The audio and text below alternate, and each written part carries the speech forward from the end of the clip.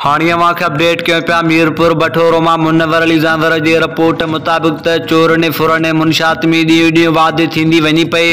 रोज़ बठोरो Sujawal road ॼार खां बठोरो road खोरा खां बठोरो road Daro खां बठोरो रोड मुनशात चोरियूं फुरूं सरियाम थियण लॻियूं। ॾींहुं हुजे या राति ईअं लॻी रहियो आहे ॼणो सरकार चोर ऐं फोरू हलाए रहिया आहिनि। अॼु वरी ताज़ो सुबुह जो ॼार बठोरो रोड लॻ गुलड़ चांडियो जे घर खां थोरो अॻियां टे फोरन हथियारनि जे ज़ोर ते सजाद अहमद वलद अला बचायो दल यूसुफ वलद अला जुड़ियो दल खां मोटरसाइकिल ऐं रोक रक़म फुर करण जी कोशिश ते फोरन ऐं भाग्यनि जे विच में झेड़ो थी पियो।